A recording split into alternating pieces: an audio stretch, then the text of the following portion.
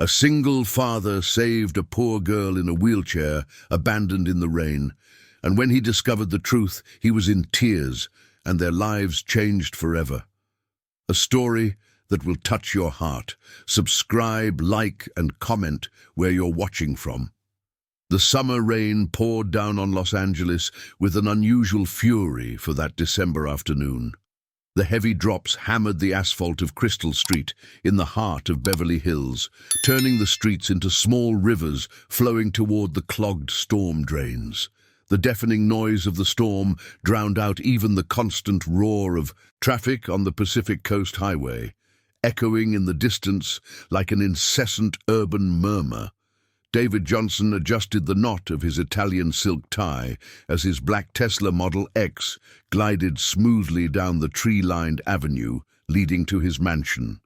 At 42, he embodied the stereotype of a successful businessman from Los Angeles. Perfectly cut grey hair, tailored Hugo Boss suit, Tag Heuer watch on his wrist, and a piercing gaze that had intimidated dozens of opponents in boardrooms. His angular face, marked by expression lines that denoted more worry than joy, reflected the meticulous personality that had taken him to the top of the real estate market in the city. Mr. Johnson, the meeting with the Japanese investors has been rescheduled for Tuesday, informed Sarah, his personal assistant, through the car's speakerphone. Her professional voice echoed inside the vehicle, blending with the soft sound of classical music that always accompanied his drives. Perfect. And the audit reports? David asked, slowing down as he approached the electronic gate of his residence. The property, measuring 12,000 square feet, stood majestically behind high stone walls, surrounded by a garden that resembled a private park. They arrived an hour ago. They're on your desk, organized by priority. It was then that his eyes caught something unusual. Leaning against the main gate was a small, hunched figure, motionless under the torrential rain. David frowned, slowing down even more. As he got closer, he could better distinguish the scene. A girl, appearing no older than 12, sitting in a worn-out wheelchair, completely soaked. "Sarah, I need to hang up. There's a situation here," he said, abruptly ending the call. The girl wore a navy blue coat that had already lost the battle against the rain, and her dark brown hair clung to her. Pale, thin face. A faded backpack was pressed against her chest, as if it were her only precious possession. Even from a distance, David could see that she was shaking uncontrollably. He pressed the remote, and the wrought-iron gates slowly opened. Instead of driving directly into the garage, as he had done every day for the past 15 years, he parked the car right at the entrance and got out, completely ignoring the rain that immediately soaked his expensive suit. "Hi," he said, approaching cautiously. The girl looked up, her large, dark, expressive eyes contrasting drastically with her fragile appearance. "Are you okay?" She didn't respond immediately, only extended a crumpled, wet piece of paper. David carefully took the note, trying to decipher the water-smudged handwriting. "Please take care of her. We have nowhere else to go." "Where are your parents?" he asked, crouching down to be at eye level with the girl. His voice, usually authoritative in business meetings, came out surprisingly soft. The girl simply shook her head negatively, hugging her backpack even tighter. Her lips were purple from the cold, and small droplets trickled down her long eyelashes. David looked around the deserted street. The neighboring houses remained closed, with their high walls and electronic gates creating an atmosphere of isolation typical of upscale neighborhoods. There were no signs of anyone who could have left the child there, nor suspicious cars or people walking by. "What's your name?" He tried again, but she remained silent. Without thinking twice, something completely out of his calculated character, David stood up and went to the back of the wheelchair. "I'm going to take you inside, okay? You'll catch pneumonia if you stay here." For the first time, the girl showed a reaction. She turned slightly and nodded almost imperceptibly. The Johnson mansion, was an impressive architectural project, with modern lines harmoniously contrasting with classic elements. The entrance hall, clad in Carrara marble, opened up to a double-height ceiling adorned with a spiral staircase that looked like a work of art. Austrian crystals hung from a central chandelier, creating dancing reflections on the walls as the light hit them. "Dad!" Emily's voice echoed from the second floor. At 15, she had inherited her father's sharp intelligence and her late mother's delicate beauty. Her blonde hair fell in natural waves to her shoulders, framing a face that still held childlike features but was already showing signs of the woman she would become. "Why are you wet?" David carefully pushed the wheelchair into the hall, leaving a trail of water on the immaculate floor. "Emily, come here, please." The teenager quickly descended the stairs, wearing pink flannel pajamas and unicorn-shaped slippers, a delightful contradiction to her mature personality. When she saw the soaked girl, her eyes widened. "Oh my God, Dad, who is she?" "I don't know yet," David replied, running a hand through his wet hair. "I found her at the gate. Maria," he called toward the kitchen. Maria appeared immediately, drying her hands on her embroidered apron. At 60, she was much more than a housekeeper for the Johnson family. She was a second mother to Emily and a silent confidant for David. Her brown skin was always lit up by a warm smile, and her grey hair was always neatly tied in a bun. "Oh my God!" she exclaimed upon seeing the scene. "What child is this? Where did you find her, Mr. Johnson?" "At the gate. She needs dry clothes, a warm bath, and food." "Can you prepare the guest room next to Emily's?" Maria was already moving before he finished the sentence. Of course, come with me, my dear," she said, taking control of the wheelchair with a maternal ease. "We'll take care of you." As Maria led the mysterious girl upstairs, Emily watched her father with a curious expression. "Dad, isn't this a bit strange? We don't even know who she is." David took off his soaked blazer and hung it on the coat rack near the door. For a moment, he questioned the impulsiveness of his decision. Throughout his adult life, every move had been carefully planned, every risk calculated, but something in the girl's dark, expressive eyes had touched a part of him that had remained dormant since the death of Helena, his wife. "Maybe it is Emily," he admitted, loosening his tie, "but she's just a child, and it's pouring rain out there." Emily bit her lower lip, a habit she had inherited from her mother, and nodded slowly. "Okay. But what if her parents are looking for her?" "Then we'll find out who they are and return her," David replied, heading to his office. "For now, she stays with us." The sound of the rain continued to hammer against the mansion's windows, creating a melancholic soundtrack for the beginning of a journey that would forever change the lives of everyone there. The aroma of hot chocolate and freshly baked cinnamon rolls filled the Johnsons' gourmet kitchen the next morning. Maria had woken up an hour earlier than usual, preparing a special breakfast for the young guest. The kitchen, with its absolute black granite countertops and brushed steel appliances, typically echoed only with the morning routine sounds of the family, but today there was a different energy in the air. "Good morning, my dear," Maria said affectionately as the girl appeared in the kitchen doorway, maneuvering her wheelchair with precise and silent movements. The morning sunlight streaming through the large windows revealed details that the rain and darkness of the previous night had hidden.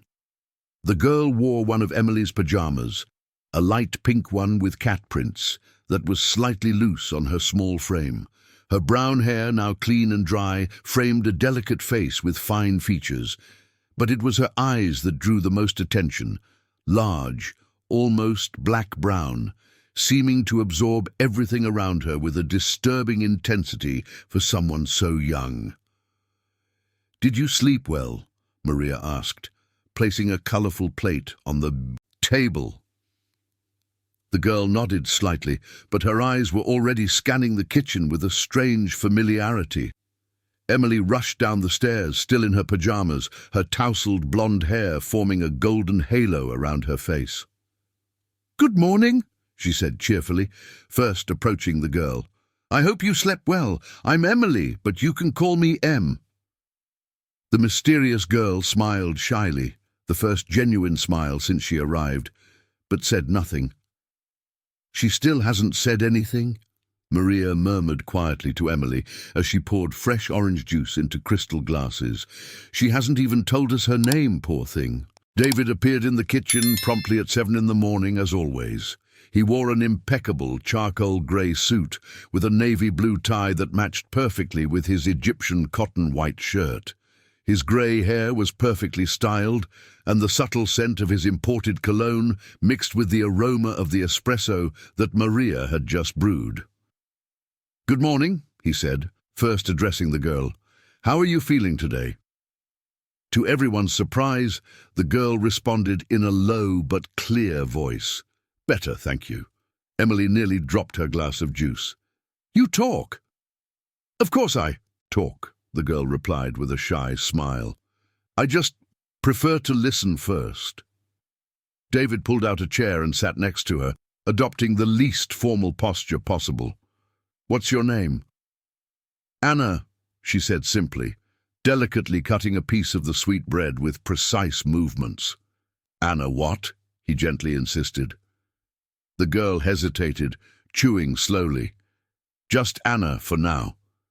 Maria discreetly made the sign of the cross. "Oh my God, what a strange situation." "And your parents, Anna, where are they?" David asked, watching the girl's every reaction closely. Anna's eyes filled with tears, but she quickly held them back.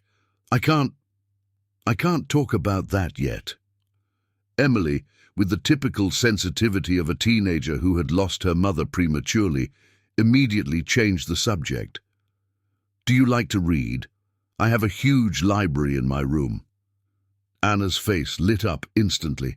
"I love to read, especially American literature." "Really?" David raised an eyebrow, surprised. "What kind of literature?" "Mark Twain is my favorite," Anna replied, with a naturalness that left everyone speechless. "The Adventures of Tom Sawyer, the celebrated jumping frog of Calaveras County, the Prince and the Pauper." Man is a political animal, as Aristotle said, but Twain showed that we are, above all, contradictory animals. The silence that followed was almost palpable. Maria stopped stirring the pot. Emily held her cereal spoon suspended in the air, and David simply stared at her with an incredulous expression. "How old are you, Anna?" he asked slowly. 12, she replied, as if quoting Mark Twain were the most normal thing in the world for a preteen. "Where did you study?" David continued, his business mind already working to connect the pieces of the puzzle. Anna bit her lip and looked away. "In a special place." During breakfast, small details began to bother David. Anna knew exactly where Maria kept the cloth napkins, naturally pointing to the correct drawer when Emily looked for one. When they asked if she wanted to watch television, she casually mentioned that she liked documentaries on PBS, just the channel Helena, his late wife, preferred. But the most unsettling moment came when Anna, without being asked, headed straight to the bookshelf in the living room and pulled out a specific copy, The Old Man and the Sea by Hemingway. It was Helena's favorite book, positioned in a place only someone familiar with the house would know to find. "Why did you choose that book?" David asked, trying to keep his voice casual. Anna leafed through the pages reverently. "Someone told me it was very beautiful. A story about memory and time." Emily, who had noticed Anna's strange familiarity with the house, decided to test her. "Anna, do you want a snack? Where do you think the cookies are?" Without hesitation, Anna pointed to the tall cabinet next to the refrigerator. "There, middle shelf, behind the sugar jar." That was exactly where they were. "Interesting," David murmured, exchanging a meaningful glance with his daughter. Later, while Anna rested in the guest room, David and Emily gathered in his office. The environment was typically masculine. Mahogany bookshelves filled with business and law books, an imposing executive desk, and frames with certificates and photos from important business ceremonies. A single personal photo adorned the desk. Helena, David, and Emily on a trip to Aspen, all genuinely smiling. "Dad, didn't you find it strange how she knows the house?" Emily asked, sitting in the leather armchair in front of the desk. "Very strange," he agreed, removing his tie and loosening the collar of his shirt. "And the way she talks, it's not normal for a 12-year-old. What if she's not really who she says she is?" David fell silent for a moment, gazing at the family photo. "Or what if she is exactly who I'm starting to suspect she is?" "What do you mean?" Before he could respond, Maria appeared at the office door with a worried expression. "Mr. David, I need to speak with you." "What is it, Maria?" "It's about the girl. She was sleeping, and I went to tidy up her clothes for washing. In her backpack I found this." Maria handed him a laminated student ID. The photo clearly showed Anna, but the registered name was different. Anna Helena Johnson. David's blood ran cold. Helena was the name of his deceased wife. "There's more," Maria continued, handing over a handwritten letter. It was with the ID. With trembling hands, David opened the letter and read aloud. "David, if you are reading this, it means Anna has managed to reach you. She is very special, and you are the only person I can trust to protect her. There are things you need to know, but not over the phone or in a letter. Anna has the answers you've been searching for 3 years. Trust her, even when it seems impossible. Your eternal friend, Carmen." Emily's eyes widened. "Who is Carmen?" David carefully folded the letter, his mind racing in all directions. Carmen had been Helena's best friend in college, their wedding godmother, and one of the few people who truly knew all the Mendez family's secrets. And she had mysteriously disappeared 3 months earlier, along with her entire family. Carmen Johnson's law office was located on the 23rd floor of a commercial building on 5th Avenue. David parked his Tesla in the building's garage and spent a few minutes watching the frantic movement of the most important avenue in Los Angeles through the windshield. Executives in suits rushed between the mirrored buildings. Street vendors offered their products at the traffic lights, and the deafening noise of traffic created an urban symphony that echoed through the concrete and glass structures. He had left Anna at home with Maria and Emily, promising to return with answers. The girl had accepted his absence with unsettling maturity, only asking him to be careful who he trusted. Carmen's office remained exactly as she had left it 3 months before. The secretary, Mrs. Smith, a 60-year-old woman with impeccably styled white hair, welcomed him with tears in her eyes. "Mr. David, I'm so glad you came. I'm desperate with no news from Dr. Carmen since September," she said, leading him through the corridor lined with diplomas and certificates. "The police say there are no signs of a crime, that they just disappeared, but I've known the doctor for 15 years. She would never abandon everything like this." Carmen's office was elegant yet welcoming, with mahogany shelves filled with legal codes and a rosewood desk that had belonged to her father. Family photographs decorated the walls. Carmen with her husband, Dr. Edward Johnson, a renowned neurosurgeon. Carmen with Anna at various ages. And a special photo that made David's heart race. Carmen, Helena, he and Edward, during a trip to Miami Beach 20 years ago. "Mrs. Smith, I need to see Carmen's personal files, especially anything related to my family or Helena," David said, sitting in the chair he had occupied so many times to discuss business with his friend. "You know this isn't protocol, Mr. David, but—" She hesitated, looking around nervously. "The truth is that some Strange people have come here asking about the doctor's files. Men in suits, very formal, saying they were from the IRS. But something didn't add up. David felt a chill run down his spine. When was this? 2 weeks ago. They specifically wanted documents related to your company and some other important clients of the doctor. Mrs. Smith led him to a locked file behind a painting, a hiding place that only she and Carmen knew about. Inside, David found a folder with his name and another labeled Project Helena. His hands trembled as he opened the first folder. There were documents he had never seen, records of suspicious financial transactions involving his company, copies of checks with signatures that were not his, and an internal audit report suggesting money laundering through his real estate ventures. "This is impossible," he murmured. Flipping through the papers, David Johnson thought, "I never authorized these transactions." The second folder contained something even more shocking. Handwritten letters from Helen to Carol, dated just a week before his wife's death. With his heart racing, David read the first letter. "Dear Carol, my suspicions about Richard are being confirmed.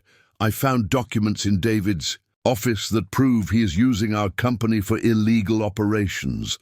My husband knows nothing about it. I am absolutely sure of that. Richard has been forging his signature for months. I need to protect my family, but I don't know how. If something happens to me, please take care of Anna as if she were your daughter, and one day, when she is old enough to understand, tell her the truth about our friendship and what I discovered. Kisses, Helen." Richard was the company's accountant for over 10 years, David's absolute trusted man, practically a family member. The revelation hit him like a punch to the stomach. "Mrs. Smith, where are the phone records for Carol from the week she disappeared?" The secretary brought a phone book. Carol's last entries showed several calls to the district attorney's office, the Federal Bureau of Investigation, and a number that David recognized immediately, Richard's personal cell phone. Back at the mansion in Beverly Hills, David found Anna in the library, quietly reading The Adventures of Tom Sawyer. She looked up when he entered, and for a moment he had the unsettling impression of looking into Helen's eyes. "You found out about my mother," Anna said, not as a question. David sat down in a nearby armchair. "Carol is your mother. She was your wife's best friend, and now she's in hiding because she discovered things that some people didn't want her to know. And you? Why did you really come here, Anna?" The girl closed the book and looked him straight in the eye. "Because Mom told me you were the only person she completely trusted, and because I have something that will prove you are innocent." Anna pulled a small digital recorder from her backpack. Mom recorded a phone conversation between Richard and another man. They were planning to blame you for everything when the investigation started. David took the device with trembling hands. "Why didn't your mother go straight to the police?" "Because Richard has contacts there. He threatened our family. He said if Mom said anything, something terrible could happen to me and Dad." "Where are your parents now, Anna?" "In hiding. Mom brought me here and told me to stay until everything is resolved. She said you would take care of me like you took care of Aunt Helen." Emily appeared at the library door, looking worried. "Dad, there's a man here wanting to talk to you. He says he's from the Federal Bureau of Investigation." Through the window, David saw a black sedan parked in front of the gate. 2 men in dark suits were waiting outside. Anna held his arm. "Don't trust anyone yet. Mom told me Richard has friends in many places." "What do you want me to do?" "Listen to the recording first, then decide whom you can trust." David connected the recorder to the library's sound system and pressed play. Richard's voice echoed clearly.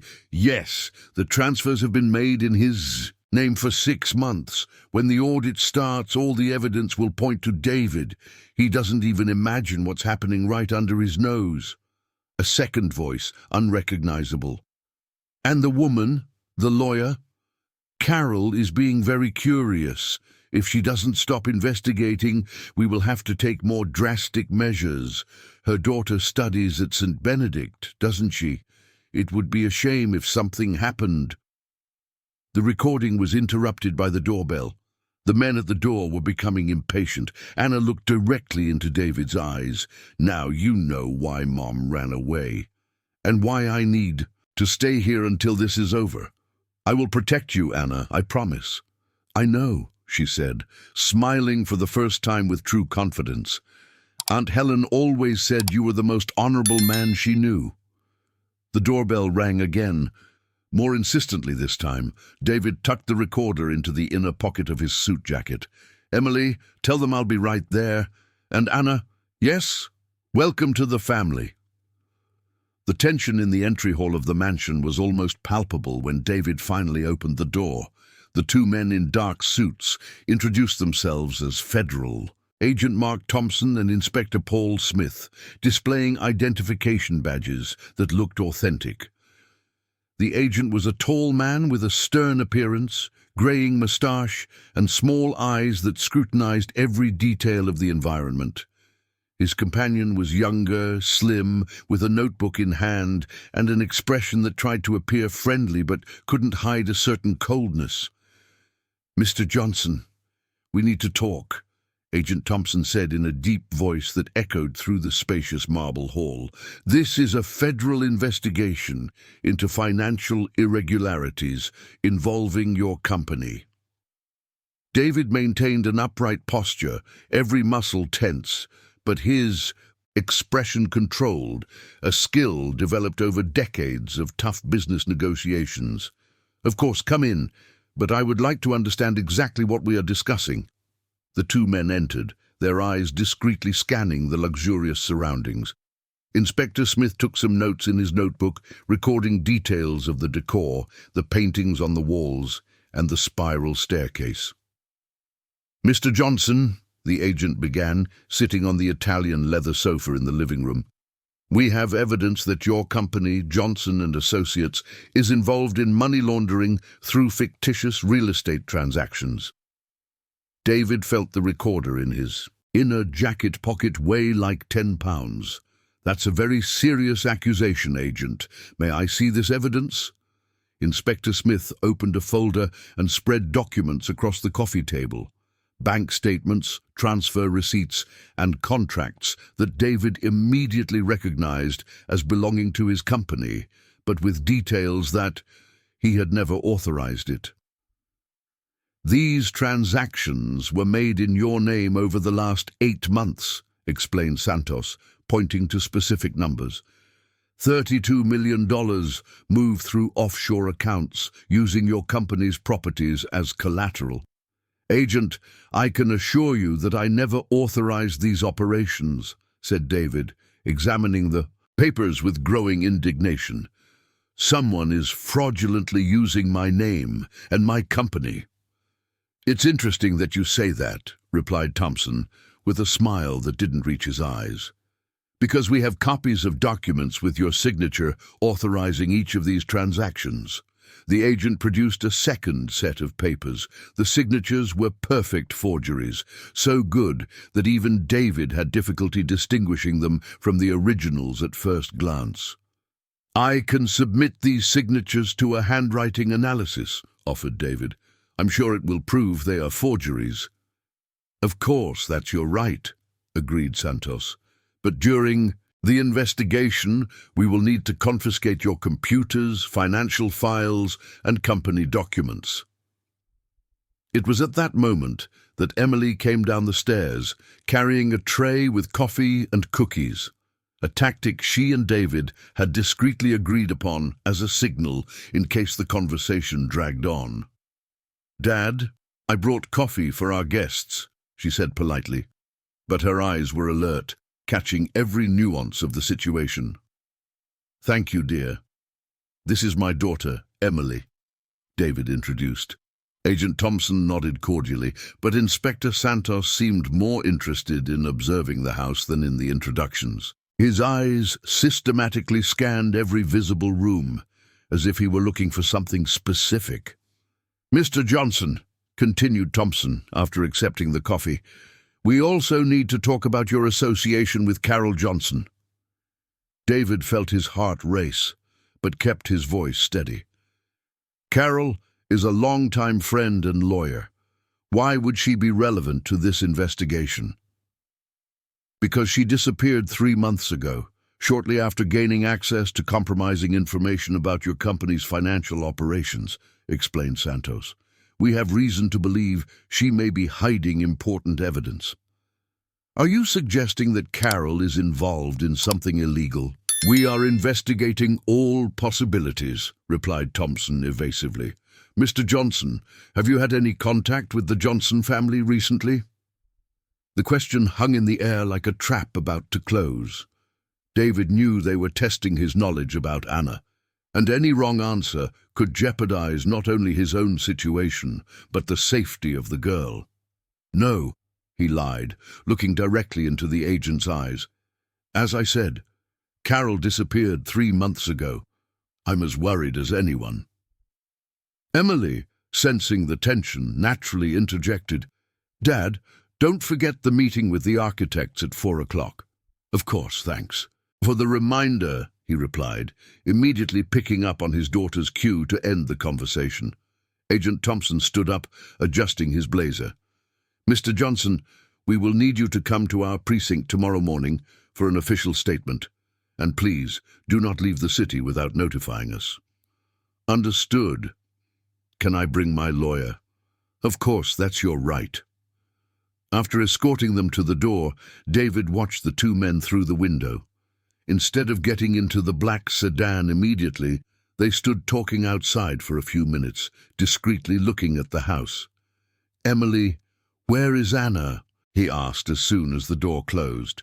In her room, pretending to be asleep, but I'm sure she heard everything. David quickly went upstairs and lightly knocked on the guest room door. Anna was sitting in the wheelchair near the window, watching the men through a crack in the curtain. They're not real police, are they? She asked without turning around. Why do you say that?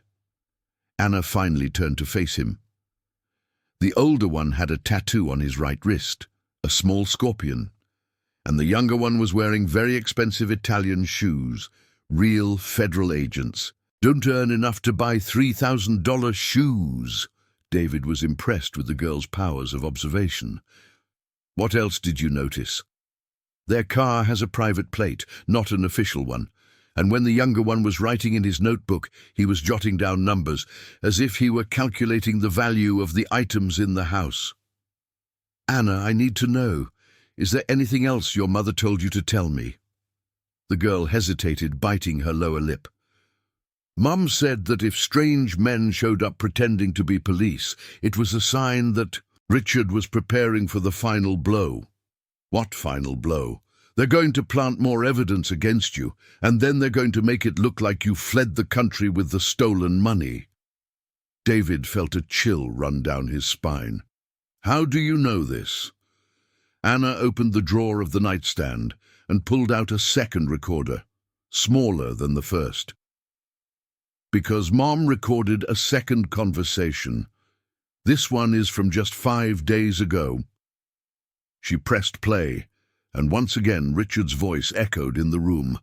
Everything is going according to plan. The fake federal agents made their first visit today. Tomorrow they will come back with a search warrant. Fake, of course. They will find the evidence we planted in his office. The second voice. And then David Johnson will find out he is being sought by Interpol for currency evasion. When he tries to flee the country, we will leak the information to the press. Game over. And if he decides to investigate too deeply, then he will have a very convincing accident, just like his wife did. The recorder fell silent. Anna and David exchanged glances, the weight of the final revelation crashing down on them like an avalanche. They killed Helen, David whispered, feeling his legs weaken. Anna nodded, tears streaming down her face. Mom found out about this 3 months ago. That's why she ran away with Dad, and that's why she sent me to you, to warn me. and to save our families. The early morning in Los Angeles was particularly quiet when David secretly met with Emily and Anna. Mary was in the kitchen of the mansion. The curtains were drawn, and only a small light over the stove illuminated the space, creating dancing shadows on the walls. The aroma of strong coffee that Mary had brewed mixed with the palpable tension in the air. "We have to get out of here," David said quietly, checking once more to ensure all the doors were locked. "After what we heard last night, we can't stay any longer." Emily, still in her pajamas but fully awake, held a mug of hot chocolate with trembling hands. "Where are we going, Dad? They can find us at any hotel." "I have an idea," said Anna, adjusting herself in her wheelchair to get closer to the table. "Mom gave me an emergency address, a place where we can stay safe." Mary, who had remained silent until then, made the sign of the cross and murmured a prayer. "Oh my God, what a mess this family has gotten into." "Mary, you don't have to come with us," David said gently. "Actually, it would be better if you went back to your sister's house in San Francisco for a few weeks." "Not a chance, Mr. Johnson," she retorted firmly, her dark eyes shining with determination. "I've taken care of this girl since she was 5, and now that you need me more than ever, I'm going to abandon you? Never." Anna smiled for the first time since the revelation the night before. "Thank you, Mrs. Smith." The plan was simple but risky. They would leave before dawn, each taking only the essentials in a small backpack. David would use his second car, a discreet Honda Civic he kept in the garage for emergencies, while the Tesla would remain parked normally to avoid raising suspicions. At 5 in the morning, when the first light of dawn began to brighten the Los Angeles horizon, the small family gathered in the garage. Anna had provided an address in Brooklyn, a modern architectural house hidden on a tree-lined street belonging to a journalist friend of Carol's. "Fernanda Smith," Anna explained as David programmed the GPS. "She works for the New York Times in the investigative department. Mom said that if anything happened, she would help us tell the truth." The journey to Brooklyn was supposed to take 40 minutes, but David took an indirect route, passing through various neighborhoods to ensure they weren't being followed. The streets of Los Angeles began to fill with the first workers of the day, housekeepers waiting for buses, bakers opening their shops, and newspaper vendors organizing their stands. Fernanda's house was a 2-story building with large glass windows and a brick facade partially covered by ivy. A dark wooden gate protected a small front garden filled with tropical plants. David parked the car and surveyed the neighborhood. Similar houses, quiet streets, nothing indicating immediate danger. Fernanda Smith was around 40, with curly hair tied up in a messy bun, and wore red-framed glasses that gave her an intellectual air. When she opened the door and saw Anna, her eyes filled with tears. "Oh my God, Anna, your mother is..." "Desperate. Did you manage to talk to her?" "Not yet," Anna replied, "but I brought help." Fernanda looked at David with an assessing expression. "You must be David Johnson. Carol spoke highly of you." "I hope it was good things," he said, extending his hand. "Mostly. Come in, you need to hear what I discovered." The interior of the house reflected Fernanda's profession, walls covered with corkboards full of newspaper clippings, maps, photographs, and colorful lines connecting different pieces of information. A large table in the center of the room was covered with documents, computers, and several empty coffee mugs. "For the past 3 months, I've discreetly investigated the company's link to Richard Foster," Fernanda explained, pointing to one of the boards. "What I found goes far beyond simple money laundering." She showed photographs of Richard in meetings with men Anna recognized from her mother's recordings. "These are executives from a shell construction company that has million-dollar contracts with the city. And this one," she pointed to a specific photo, "is the real mastermind behind the operation." David studied the photo and felt his blood run cold. Councilman August Parker. Exactly. Chair of the Public Works Committee of the City Council. He and Richard set up a perfect scheme: fraudulent bids, overpriced projects, and laundering money through reputable real estate companies. Like yours. Emily, who had remained quiet until then, asked the question that was tormenting everyone. Why did they kill my mum? Fernanda hesitated, exchanging a glance with David. Helen discovered some things she shouldn't have. She was very smart and started noticing irregularities in the company's accounting books. When she confronted Richard, he eliminated her, David finished, his voice hoarse with contained emotion. It was staged to look like a car accident, Fernanda confirmed. But Carol had suspicions from the beginning. That's why she started investigating on her own. Anna pulled out the third recorder from her backpack, one she hadn't shown yet. Mom managed to record a full confession, Richard and the councilman talking about how they killed Aunt Helen. The silence that followed was broken only by the sound of cars passing on the street. Mary made the sign of the cross again, murmuring prayers. Emily held her father's hand, tears silently streaming down her face. "Anna," David said slowly, "where is your mom now?" "In a safe place, but she will only show up when we are sure you are protected and that the truth will be told." Fernanda turned on one of her computers. "I have contacts in the Federal Public Ministry, the State Police, and the Federal Police itself. People I trust completely. But we need a plan to expose everything without giving them a chance to escape or get rid of the evidence." "What kind of plan?" David asked. "We will make them fall into their own trap," Anna replied, with a determination that surprised everyone. "They expect that you run away or hide. Instead, you will confront them directly." "That's very dangerous," protested Emily. "All our options are dangerous now," Anna said, "but this is the only one that might work." Mary nodded slowly. "The girl is right. David, you need to go back to your company this morning. Act as if nothing happened and force Richard to expose himself." "How?" "Tell him you discovered the irregularities and that you will report him to the authorities. When he tries to convince you otherwise or makes threats, we will be recording everything." David looked at Anna, who nodded encouragingly. "Mum said you are brave. It's time to prove it." "And what if it goes wrong?" Anna smiled, a smile that unmistakably reminded him of Helen. "Then we improvise. After all, we've improvised up to this point, haven't we?"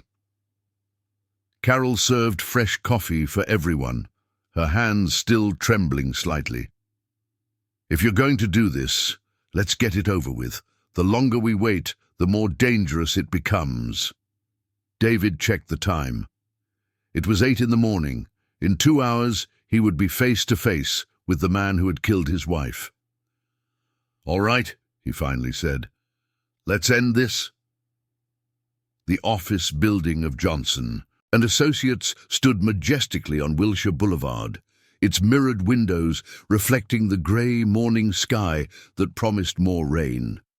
David parked the Ford Focus in the basement next to his Tesla, a sight that confirmed his suspicions that Richard was monitoring all his movements. The accountant had arrived before him, surely to check if he had fled during the night. The elevator ascended silently to the 15th floor, where the company offices were located. The secretary, Carla, greeted him with a nervous smile. "Good morning, Mr. Johnson. Mr. Richard is in the conference room waiting for you." "Thank you. Carla, we don't want to be interrupted for the next 30 minutes, all right?" David discreetly adjusted the mini recorder that Mary had provided, hidden in the inner pocket of his blazer, and checked if the live streaming app on his phone was working. The journalist, along with Anna, Mary, and Emily, would follow everything from her home in Brooklyn. Richard Foster was sitting at the head of the glass conference table, flipping through some documents with an apparently casual expression. At 52, he maintained an impeccable appearance, perfectly cut grey hair, an expensive navy blue suit, and those gold-rimmed glasses he had worn for 15 years. His thin, angular face usually conveyed confidence, but today David noticed something different, an almost imperceptible tension around his eyes. "David, I'm glad you came," Richard said, standing up with a smile that didn't reach his eyes. "We need to talk about yesterday. Those federal agents left me worried." "Well, Richard," David replied, sitting down on the opposite side of the table, "I'm worried too, especially after discovering some interesting things."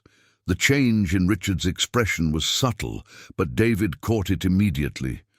"What kind of things?" "Transactions I never authorized. Signatures that aren't mine. Contracts with companies I've never heard of." David opened his folder and spread copies of the documents he had found in Carol's office. "Can you explain this?" Richard adjusted his glasses, a nervous habit that David knew well. "David, you're being very naive. Those agents are trying to build a case against you. These documents are obviously forged." "Really? And who would have forged them?" "How would I know? Your enemies, competitors. You haven't made many friends in the real estate market over the years." David leaned forward, keeping his voice calm but firm. "Richard, we've worked together for 10 years. You're practically family. That's why I'm giving you a chance to tell me the truth." "The truth about what?" "About Helen." The silence that followed was deafening. Richard froze completely, only his eyes moving quickly as he calculated his options. "What does Helen have to do with this?" he finally asked. "She found out, didn't she?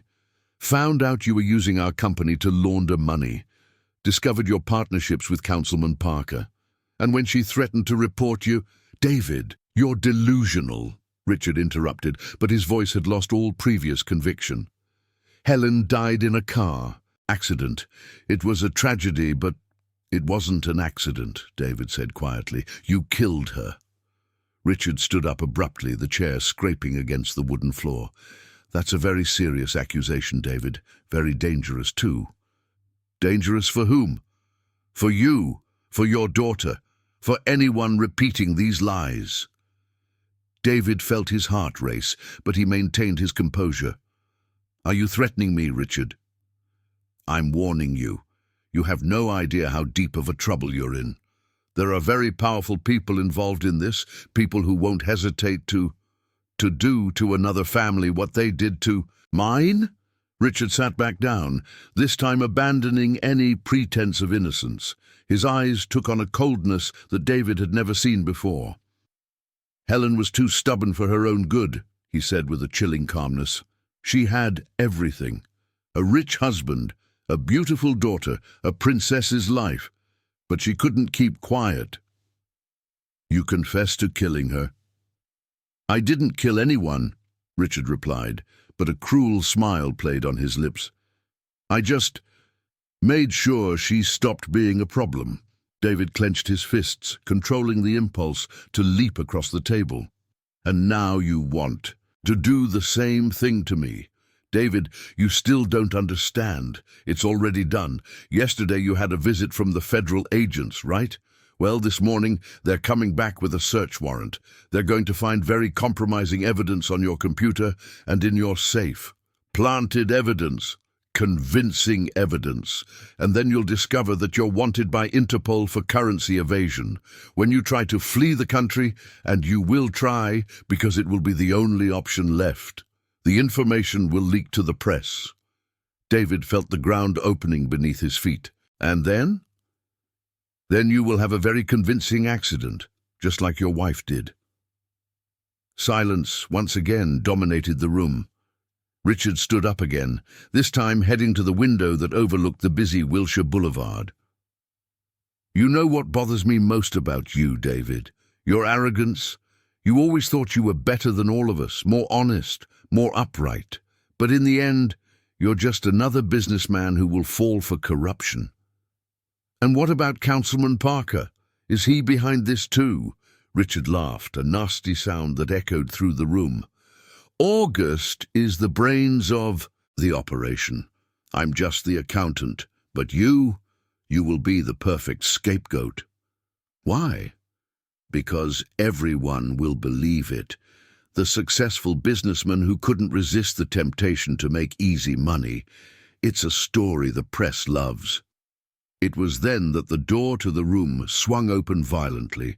Two men entered, the same ones who had introduced themselves as federal agents the day before, but now they didn't bother to pretend to be cordial. "David Johnson," said the taller one, "you are under arrest for conspiracy, money laundering, and currency evasion." "Perfect," murmured Richard, "right on time." But something was wrong. Instead of approaching David, the two men flanked Richard, who suddenly looked confused. "What are you doing? The deal was—" "Richard Foster," said the second man, showing a genuine federal police badge. "You are under arrest for the same crimes, plus first-degree murder." Richard's face instantly paled. "This is a mistake. I have a deal with Federal Agent Mark Thompson," completed the first officer, "who is also being arrested at this moment along with Councilman August Parker." David slowly stood up, trying to process what was happening. "How?" "Mr. Johnson," said the genuine agent, "your conversation was broadcast live to the federal police, the public ministry, and the press. We have everything recorded." Richard was being handcuffed, but was still trying to understand. How did you find out?" "A very brave girl, and a very persistent journalist," replied the officer, "and a businessman who had the courage to risk everything to do the right thing." As Richard was taken away, he shouted over his shoulder, "This won't end like this, David. There are other people involved." "We know," said the agent calmly, "and we will catch them all." David sat heavily in the chair, feeling the weight of 3 years of pain and confusion finally dissipating. His phone rang. It was Emily. "David, are you okay?" "I am," he replied, his voice choked. "Is it over?" "It's over. Anna wants to talk to you." The sweet voice of the girl echoed through the phone. "Uncle David, Mommy is on her way. She said we can be a real family now." David closed his eyes, feeling tears of relief streaming down his face.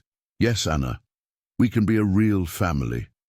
Los Angeles International Airport was bustling with its usual afternoon activity as David, Anna, and Emily waited in the arrivals hall. The girl was visibly anxious, her small hands gripping the arms of the wheelchair, while her dark eyes scanned every passenger emerging from the international arrivals area. 3 weeks had passed since the arrest of Richard and his accomplices. 3 weeks of testimonies, investigations, and an avalanche of reports that exposed the entire corruption scheme. "Flight TAP 8791 from Lisbon has just landed," announced the metallic voice of the airport's PA system. Anna straightened in her chair, her fingers nervously drumming on the armrest. Emily, who had recently become a protective and caring older sister, gently held her hand. "They are coming, Anna. Soon you will see your parents." The movement in the arrivals area intensified, and David felt his heart race as he recognized the familiar silhouette among the passengers. Carmen Johnson looked thinner than he remembered, her brown hair now showing grey strands that hadn't existed 3 months earlier. She wore a simple dark coat and carried only a small bag, but her eyes, the same expressive eyes as Anna's, sparkled with tears of relief. Beside her, Dr. Edward Johnson pushed a small suitcase. The renowned neurosurgeon seemed to have aged years in just a few months. His always tanned face was now pale, and the worry lines around his eyes told the story of the stress he had endured. "Mommy! Daddy!" Anna shouted, her tears finally overflowing. Carmen dropped the bag to the ground and ran toward her daughter, kneeling beside the wheelchair to envelop her in a hug that lasted several minutes. Edward joined the family embrace, his own tears mingling with theirs.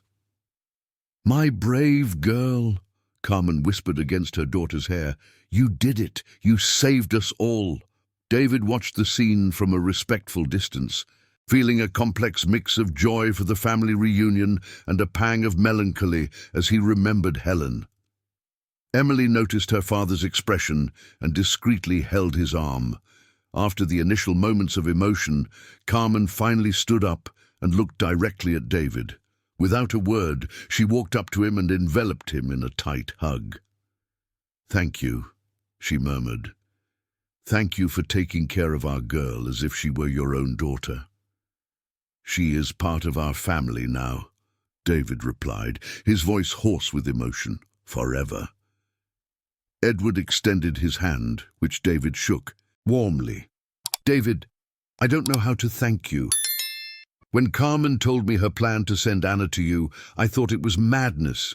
But you knew my father better than I did," Emily interrupted with a smile. "He wouldn't abandon a needy child, even if his life depended on it." The group headed to the parking lot, where Maria was waiting for them in the Ford Focus. The housekeeper had insisted on coming to pick them up. "Your new extended family," as she had begun to call the group. When she saw Carol, the two women embraced, like old friends, even though they had never met before. "Mrs. Carroll, you must be exhausted," Mary said affectionately. "I prepared a special lunch at home, and the larger guest room is ready for you and your husband." The trip back to Beverly Hills was filled with cautious conversation.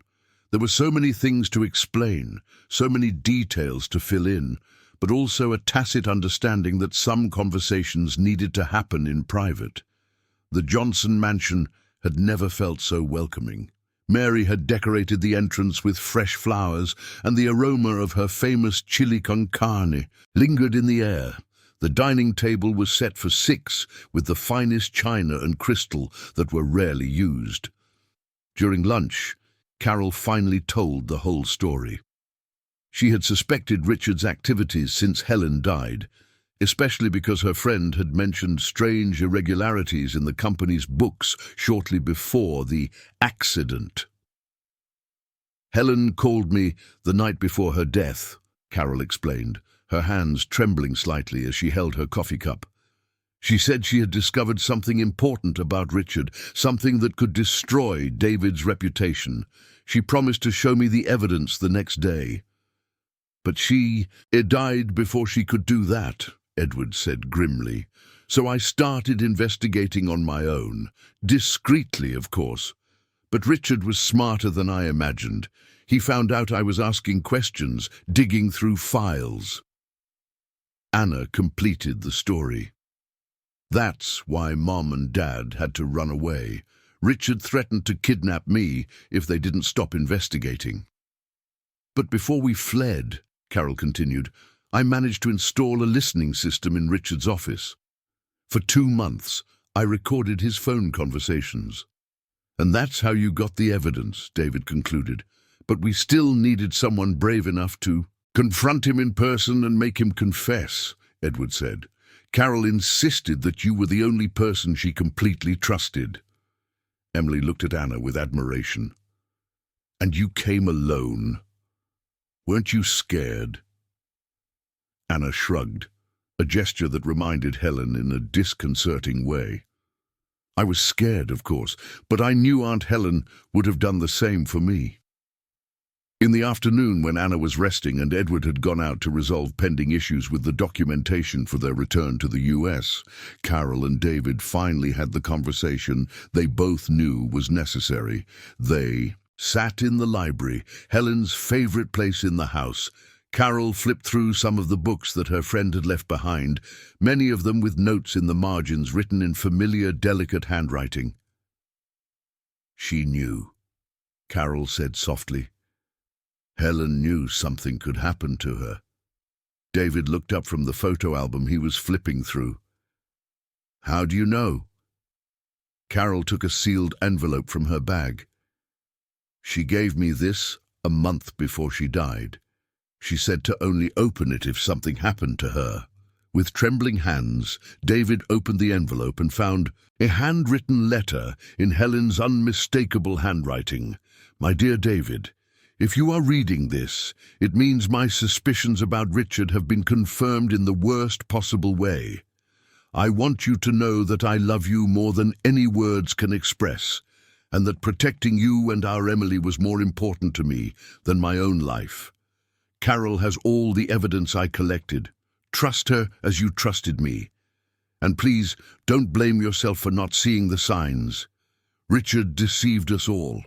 Take care of our girl, teach her about courage and justice, and when she is older, tell her about the woman who loved her more than anything in this world.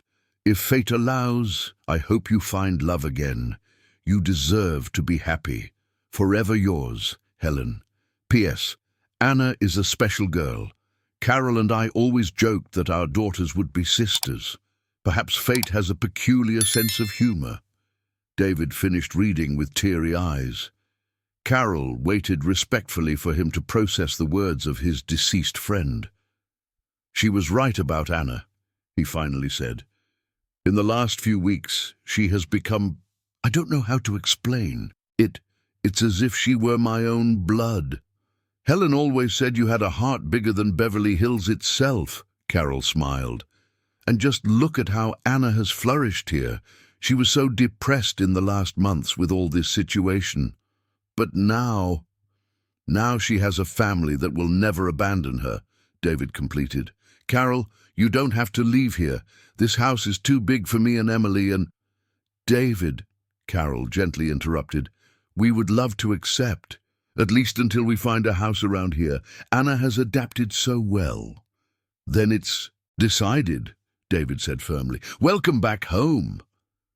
Outside the library, Anna and Emily listened to the conversation, leaning against the door. The two girls exchanged a knowing smile. I think it worked, Anna whispered.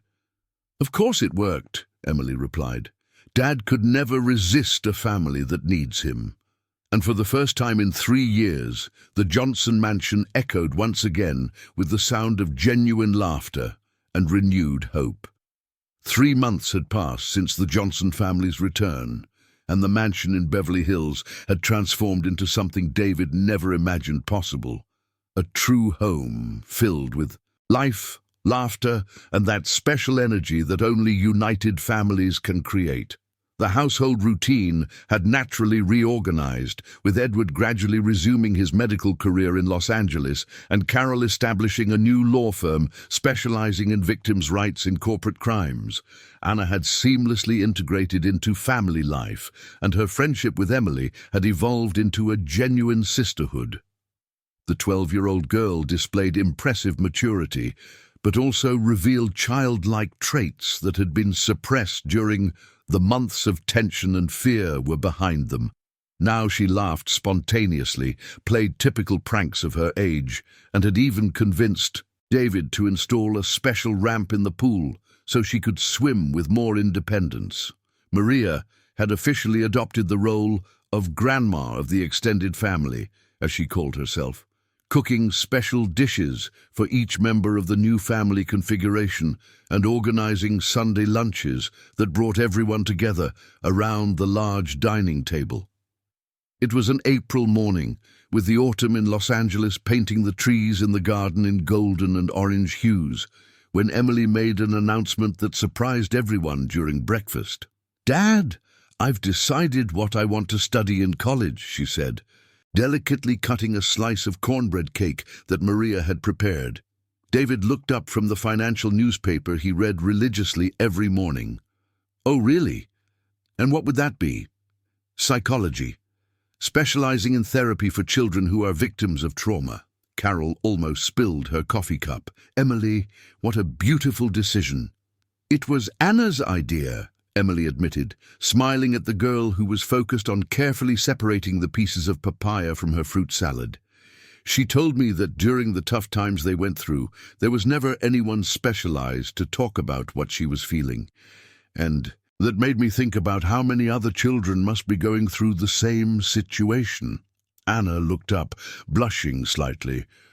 "I just mentioned that it would have been easier if I had someone who understood children to explain why I felt so confused and scared."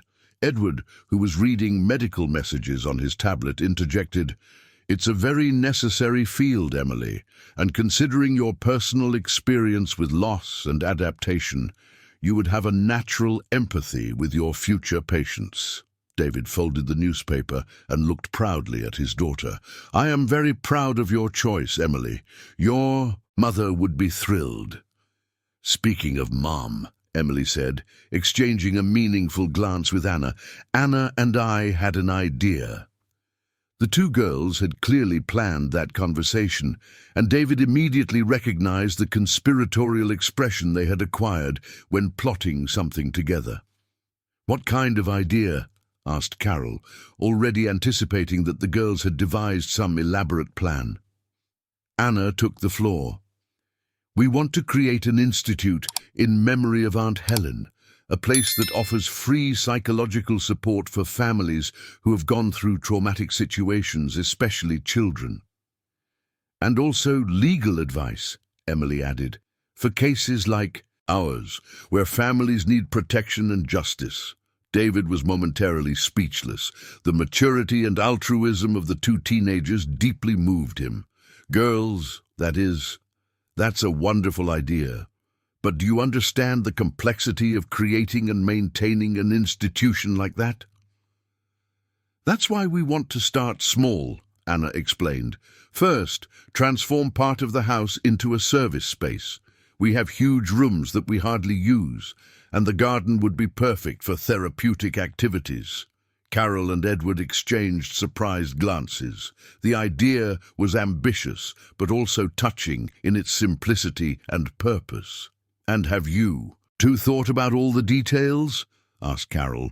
Emily pulled out a school notebook filled with notes, drawings, and calculations. We've researched for weeks. We talked to social workers, psychologists, and lawyers specializing in children's rights.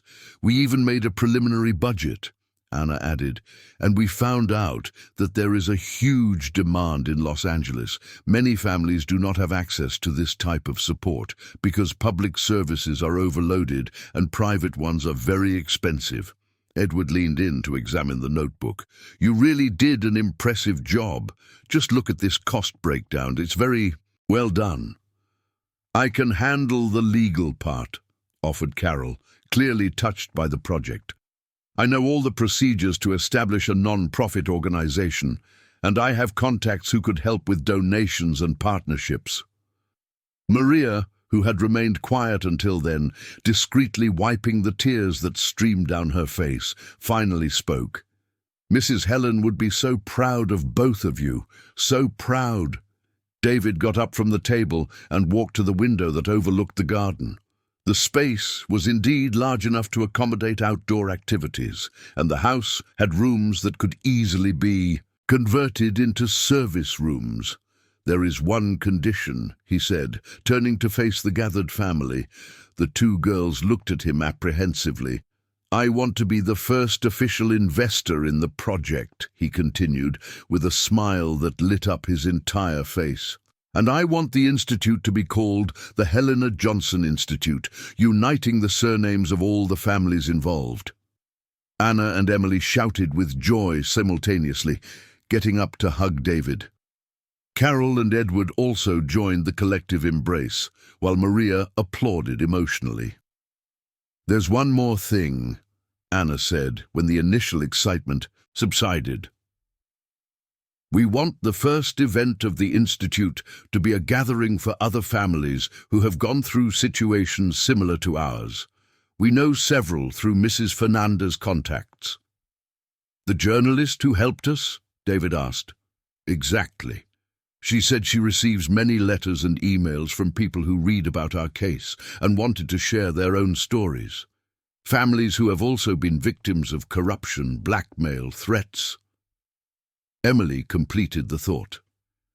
We were thinking of having a gathering right here at home, informal, welcoming, so that people can meet, share experiences, and maybe form a support network. Edward nodded approvingly. It's a very smart approach. Peer support is essential in the post-trauma recovery process. And when do you plan to have this gathering? Carol asked. Anna and Emily exchanged another conspiratorial glance. Next Sunday, they said in unison. Next Sunday? David exclaimed. But that's in 3 days. We've already sent the invitations, Anna admitted, blushing. And Mrs. Fernanda is going to do a special piece about the Institute for the newspaper. Maria sighed dramatically. Oh my God, these girls are going to drive me crazy. 3 days to prepare the house for an event. I'm going to need help. You will have all the help you need, David assured. In fact, I think we will need a catering company, a florist, maybe even security. Dad, it's not a gala, Emily laughed. It's a family gathering, simple, cozy. With Mrs. Carroll's food, of course, Anna quickly added, earning a radiant smile from the housekeeper. All right, David agreed, raising his hands in surrender. But I want to help with the preparations, and I want to meet each of these families personally. Are you sure? Asked Carol. Some of these stories are very heavy. David looked around the table, observing the faces of the people who had become his extended family. Carol and Edward, who had fought to protect their daughter. Anna, who had shown extraordinary courage for a child. Emily, who had matured and developed impressive compassion. And Mary, who kept everyone united with her unconditional love. I'm sure, he said firmly. After all, we are one of those families too, and it's time to give back the help we received when we needed it most. Anna held Emily's hand across the table. The Institute will work, won't it? It will, Emily replied confidently. And it will help many families find their way back to happiness. Outside, the autumn sun shone brightly over the garden, illuminating the flowers that Mrs. Carroll lovingly tended and creating golden patterns on the green grass. It was as if even nature was celebrating the birth of something new and hopeful. Sunday dawned with a crystal blue sky, typical of autumn in Los Angeles, when the first families began to arrive at the Johnson mansion. Mrs. Carroll had woken up at 5 in the morning to coordinate the final preparations, transforming the spacious garden into a welcoming space with round tables. Spread under the trees, colourful cushions arranged on the grass, and a central table filled with treats that exuded comforting aromas. David wore a light blue polo shirt and jeans, a casual combination that Emily had insisted would make him seem more approachable to the guests. Anna wore a yellow dress that Carol had bought especially for the occasion, and her hair was tied with a ribbon that had belonged to Helen, a symbolic gesture that touched everyone deeply. The first family to arrive was the Silver family, Mark, a 45-year-old civil engineer, his wife Lisa, a preschool teacher, and their 10-year-old twin sons, John Peter and Peter John. They had lost their home and savings after Mark reported overpricing in public works in the town where they lived in the interior of California. "It's an honor to meet you in person," Lisa said, shaking hands with David and Carol.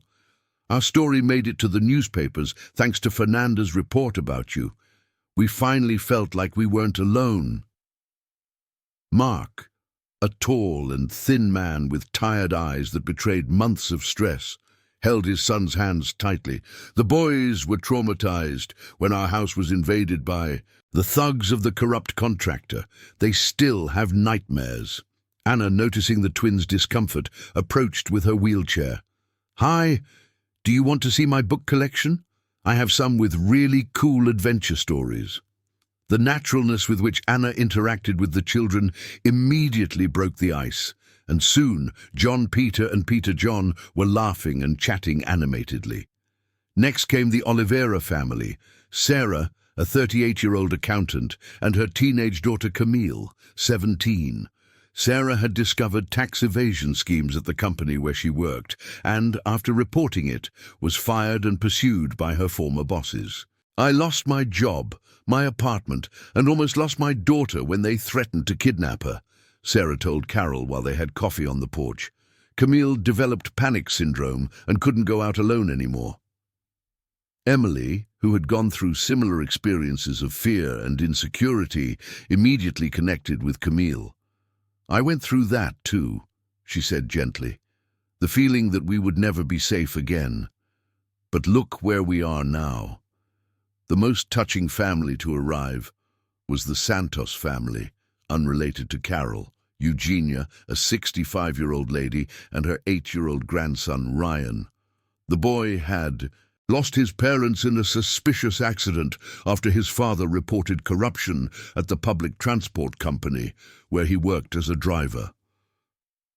"Ryan hasn't spoken since the day he lost his parents," explained Eugenia to Edward, as the boy stayed close to her, watching everything with wide, scared eyes. "The doctors say it's psychological trauma. I don't know what else to do."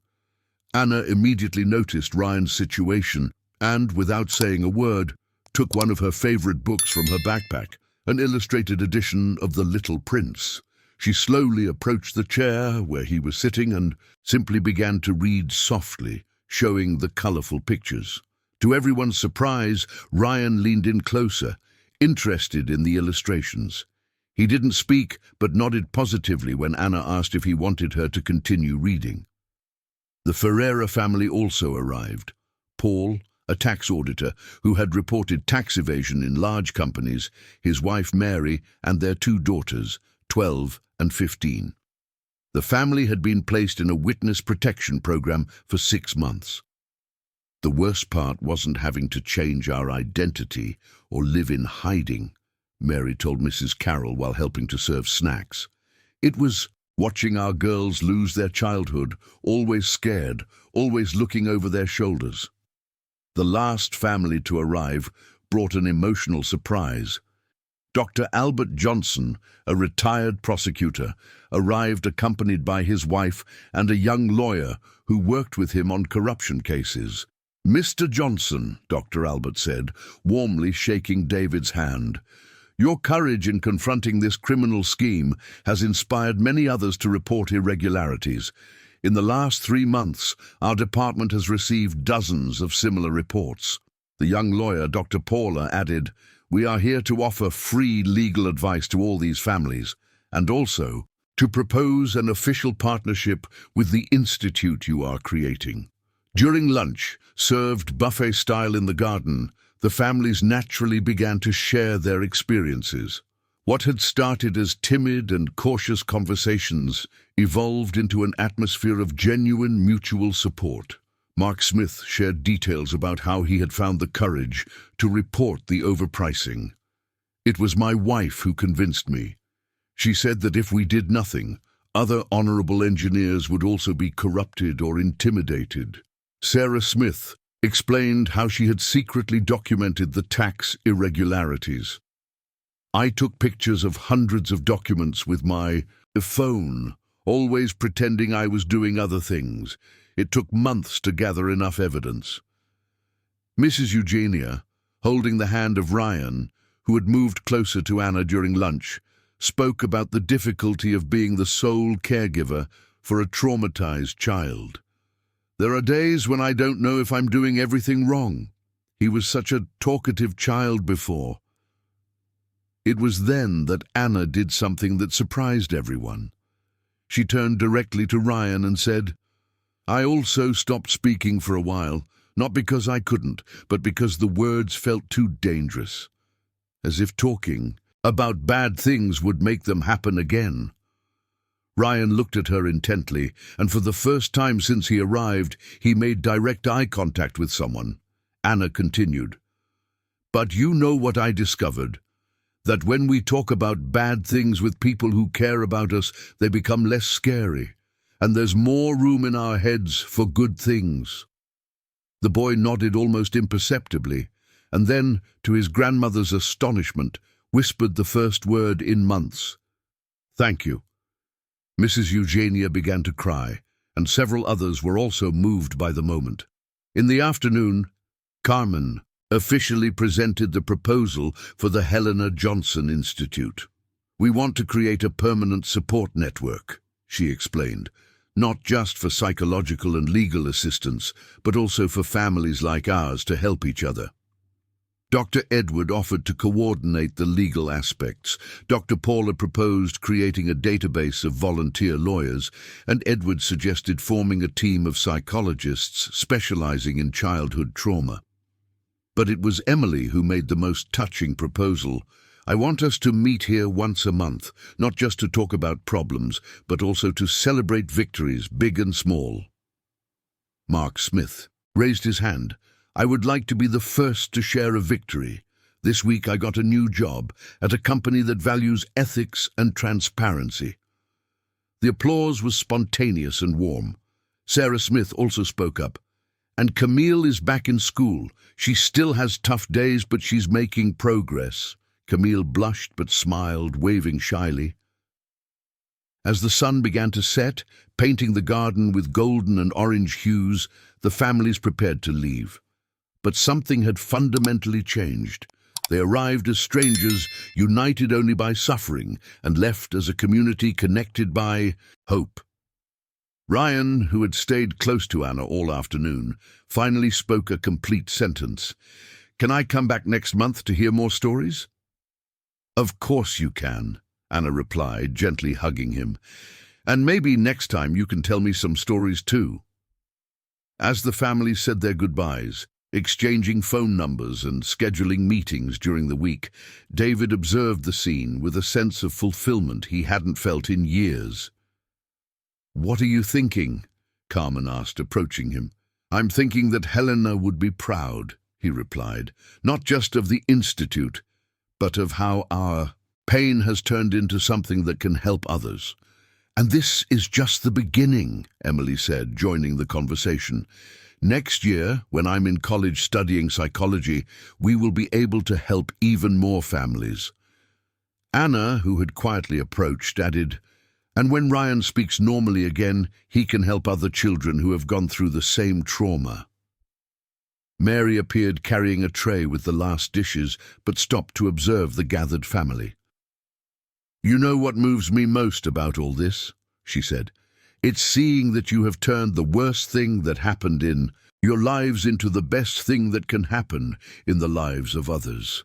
When the last family left, Anna and Emily sat on the garden swing, watching the stars begin to appear in the dark sky. "I think we did it," Anna said. "Did what?" Emily asked. "Create a family that is bigger than just us, a family that includes everyone who needs hope." Emily smiled, gently swaying. "Mom always said that family isn't just blood. It's who chooses to stand by you when everything is tough. And who you choose to help when everything is good again," Anna added. From the windows of the house, David, Carmen, Edward and Mary watched the two girls talking in the garden, and they all knew that something extraordinary had been born that day. 6 months after the first meeting in the mansion's garden, the Helena Johnson Institute had become a solid reality that exceeded all initial expectations. What had started as a dream of two determined teenagers had transformed into a nationally recognized organization, with an official headquarters in the renovated Johnson home and branches in 3 other cities in the state of California. The December morning was typical of the Californian summer, hot and humid, with heavy clouds promising the usual afternoon rain. David watched from the window of his new office, now adapted to also function as the Institute's meeting room, as a team of volunteers prepared the garden for the graduation party of the first class of the Child Psychological Support Program. "Nervous?" Carmen asked, entering the room with a steaming cup of coffee. In recent months, she had become not only the legal director of the Institute, but also a presence constant and cherished in David's life, a friendship that was naturally evolving into something deeper, although both preferred not to label what was happening between them. "A little," he admitted, adjusting the navy blue tie that Emily had specially chosen for the occasion.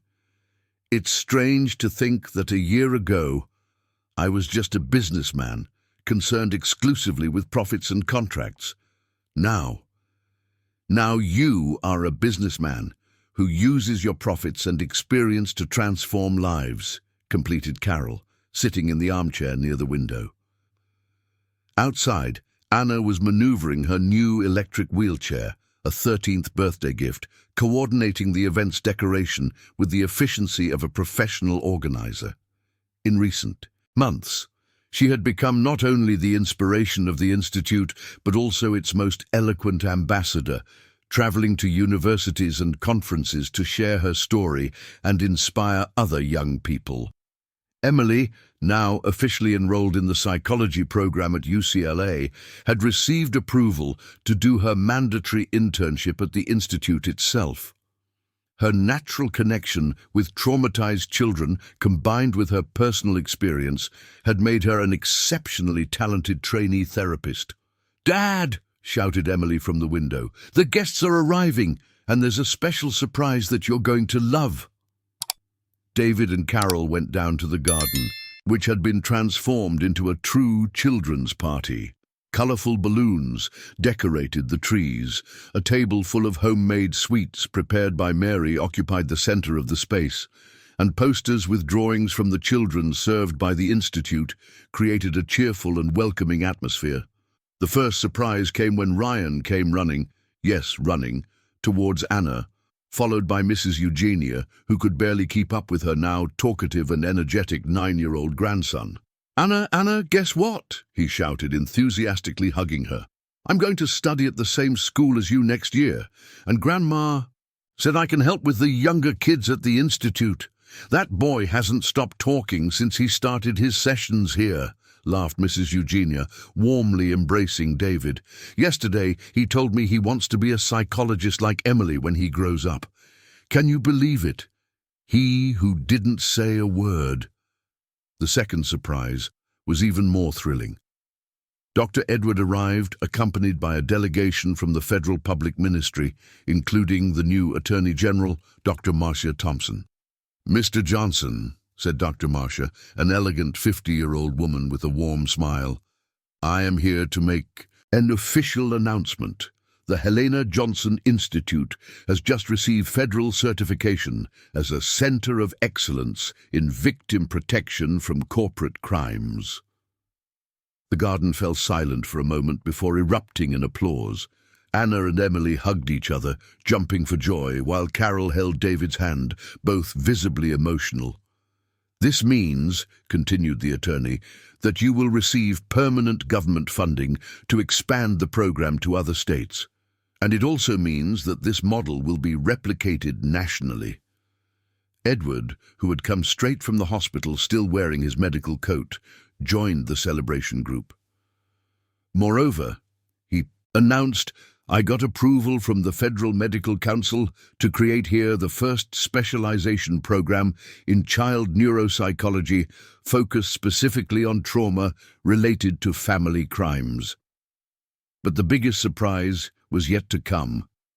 Fernanda Smith, the journalist who had helped expose the entire corruption scheme, arrived with a film crew. "Everyone," she announced, "I want to introduce you to director Mark Thompson from PBS. He wants to produce a documentary about your story and the Institute." "Not just any documentary," clarified the director, a serious-looking man with kind eyes. "We want to make a 6-episode series that tells not only your story, but also that of all the families who have been helped by the Institute, to inspire others to report corruption and to show that it is possible to rebuild life after trauma." Anna approached the director with the confidence she had developed in recent months. "Can I make a suggestion?" "Of course, dear." "That part of the profits from the documentary be allocated to create similar institutes in other countries. Children all over the world go through the same things we went through here." The director smiled, clearly impressed. "I'll talk to the international producer. It's a brilliant idea." In the afternoon, during the official graduation ceremony for the first class, 12 children aged 6 to 14 received symbolic certificates for completing the psychological recovery program. Each child had arrived at the Institute with severe traumas, and all now showed remarkable progress. The most emotional moment came when Sophie, a 7-year-old girl whose father had been murdered after reporting smuggling at the company where he worked, stepped up to the small stage set up in the garden to give a thank you speech on behalf of the children. "When I got here, I had nightmares every night," she said with the touching seriousness of children who have matured too quickly. "Now I still remember the bad things that happened, but I also know that there are good people in the world. And when I grow up, I want to help other children just like you helped me." There wasn't a dry eye in the audience. By the end of the afternoon, when the official guests had left and only the extended family remained, David gathered everyone in the library, Anna, Emily, Carol, Edward and Mary, for a special announcement. "You know, this year has completely changed my life," he began, his voice slightly choked. "I learned about courage through Anna, about compassion through Emily, about forgiveness through Carol, about dedication through Edward, and about unconditional love through Mary." He paused, looking at each beloved face. "That's why I want to formalize something that has already happened naturally. Carol, Edward, Anna, you are my family, not by obligation or circumstance, but by choice. And I want to legally adopt Anna if she wants, so that she always knows she has a father who loves her unconditionally." Anna began to cry, but they were tears of pure happiness. I want to, Uncle David. I want it so much." "Not Uncle anymore," corrected Emily, hugging Anna. "Now it's Dad, and I finally have the sister I've always wanted." Carol approached David, her eyes shining with tears of joy. "And I finally found a family where I can be completely happy again." Edward, always more reserved, simply extended his hand to David. "Welcome officially to the Johnson family, or should it be Mendez-Johnson?" "How about just family?" suggested Anna, laughing through her tears. Mary, who had witnessed the entire transformation since the first day Anna arrived, soaked in the rain, made the sign of the cross and murmured, "Mrs. Helen is smiling up in heaven, I'm absolutely sure." That night, after everyone had retired, David found himself alone in the garden, gazing at the stars. The same garden where a year ago he had found a mysterious girl in a wheelchair now housed an institute that had already transformed dozens of lives. He thought of Helen, and for the first time in 3 years, he managed to remember her smiling instead of focusing on the pain of loss. He reflected on the impossible journey that had taken him from a lonely businessman to the patriarch of an extended family united by love and a common purpose. "Thank you," he whispered to the stars, knowing that Helen, wherever she was, had heard him. On the other side of the library window, Anna watched David in the garden. Now officially his daughter, she finally had something she had lost years before, a complete, safe, and loving family. Emily joined her sister at the window. "Are you happy?" "Happier than I ever imagined I could be again," Anna replied. "And you?" "I think Mom planned all of this from heaven," Emily said thoughtfully. "The way you appeared just when Dad needed to learn to love again, how all the pieces fit perfectly." "Or maybe," Anna suggested, "that's how love works. When you least expect it, when you need it the most, it finds a way to reach you." The two sisters stayed there, watching their father in the garden, knowing that they had not only survived the storms of their lives, but had created something beautiful and lasting from their most difficult experiences. The Helen Johnson Institute would continue to grow, helping thousands of families in the years to come. Anna would become a lawyer, specializing in children's rights, Emily a renowned psychologist, and David would discover that his greatest achievement was not the skyscrapers he built, but the lives he helped to rebuild. But all of that is a story for another day. For now, it was enough to know that sometimes, when everything seems lost, a torrential rain can bring exactly the blessing we needed. disguised in the form of a brave girl who teaches us that family is who we choose to love, protect, and never abandon.